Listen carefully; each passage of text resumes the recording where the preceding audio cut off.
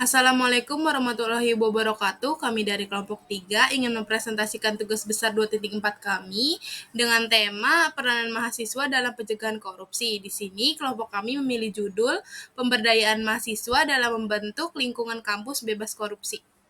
Dan di sini saya presentasi tidak sendirian, saya bersama rekan-rekan saya, yaitu saya sendiri Abdeliana Ramadhani, dan di sini ada Ardif Sadwi Afriani, ada Rizka Agustina, dan Putri Ayu Hunaifah.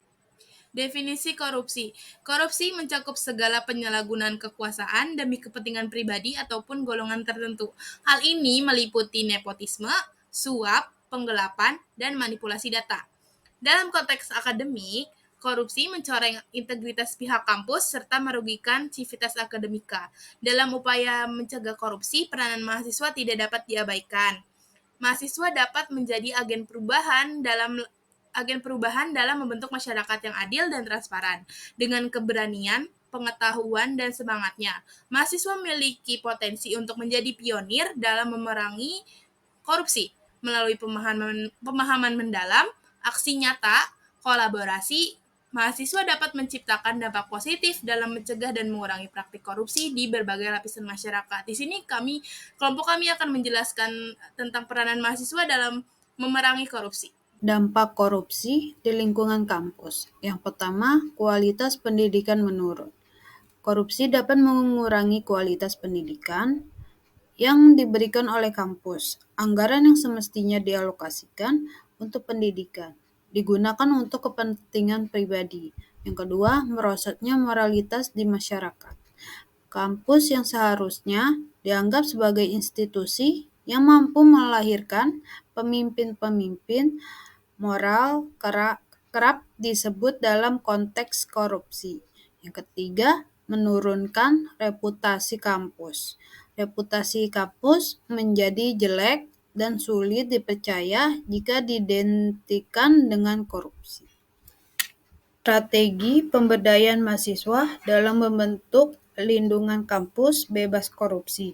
Yang pertama, bekerja sama dengan pihak dekanat, yaitu proses di mana entitas atau individu seperti fakultas, departemen, atau organisasi berkolaborasi dengan dekanat sebuah institusi pendidikan tinggi. Yang kedua, tingkatkan kapasitas individu, yaitu proses untuk meningkatkan keterampilan, pengetahuan dalam berbagai aspek kehidupan, baik itu di bidang profesional, pribadi, atau sosial. Yang ketiga, meningkatkan penguasaan teknologi informasi, yaitu mahasiswa dapat memanfaatkan teknologi informasi untuk mendeteksi kasus korupsi secara cepat.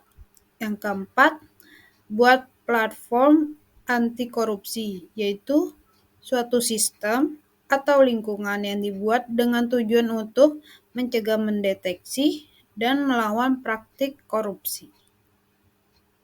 Pentingnya pemberdayaan mahasiswa. Yang pertama ada kolaborasi, mencegah dan melawan korupsi, meningkatkan partisipasi masyarakat, dan menciptakan perubahan positif. Kita ambil contoh dari program mahasiswa wirausaha. Program ini tuh dirancang untuk memberdayakan mahasiswa dengan pengetahuan yang keterampilan yang diperlukan untuk menjadi wirausaha yang sukses. Jadi dalam program ini kita dapat melihat bagaimana pemberdayaan mahasiswa tersebut dapat bekerja sama untuk menciptakan hasil yang positif. Yang kedua, pengawasan dan kritik konstruksi.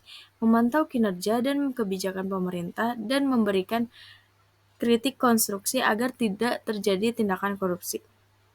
Nah, dalam konteks yang pertama yang kita udah sebutkan yaitu mahasiswa wirausaha, pengawasan ini tuh dapat memastikan mahasiswa mendapatkan pelatihan dan pendidikan yang tepat, serta dukungan yang mereka butuhkan untuk berhasil. Ini tuh melibatkan pengecekan reguler pada kemajuan mereka, memberikan umpan balik, dan membantu mereka menavigasi hambatan atau tantangan yang mungkin mereka hadapi. upaya pemberdayaan mahasiswa. Yang pertama ada pendidikan anti korupsi.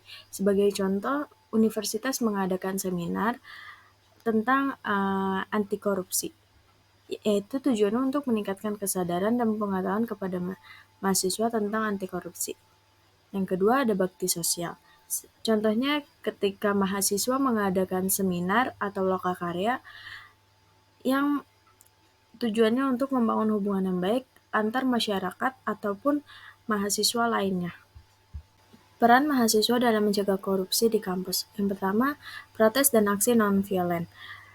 Mahasiswa yang menunjuk rasa untuk menunjukkan penentangan mereka terhadap korupsi. Atau bisa juga mahasiswa yang menyebarkan kesadaran tentang korupsi dan menyuarakan perubahan. Contohnya seperti mahasiswa itu melalui video, infografis, atau artikel blog. Yang kedua, kegiatan sosial.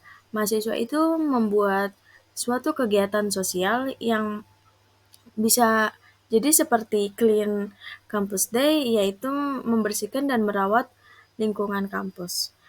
Yang ketiga ada forum diskusi. Mengadakan forum diskusi dalam melibatkan berbagai pihak seperti dosen, mahasiswa, staf administrasi. Forum ini tuh menjadi wadah untuk berbagai pengalaman, ide, atau solusi dalam mencegah korupsi yang terjadi di kampus saat itu. Tantangan dalam pemberdayaan mahasiswa di kampus. Pertama, keterbatasan dana, yaitu situasi yang memiliki keterbatasan dalam hal sumber daya keuangan. Yang kedua, masalah birokrasi. Permasalahan ini juga dapat mempengaruhi kinerja dan efisiensi. Ketiga, kurangnya kesadaran dan tanggung jawab terabaikan. Kesimpulannya, korupsi di lingkungan kampus berdampak besar pada kualitas pendidikan, moralitas masyarakat, dan reputasi kampus. Mahasiswa harus memegang peran penting dalam pemberantasan korupsi. Lalu, ada tindak lanjutnya. Yang pertama, dukung dan ikuti program pemerintah untuk mewujudkan kampus bebas korupsi. Yang kedua, sebarkan informasi mengenai inti dari korupsi itu. Yang ketiga, jangan berdiam diri jika menemukan kasus dugaan korupsi. Itu dia penjelasan presentasi kami dari kelompok 3. Sekian dan terima kasih.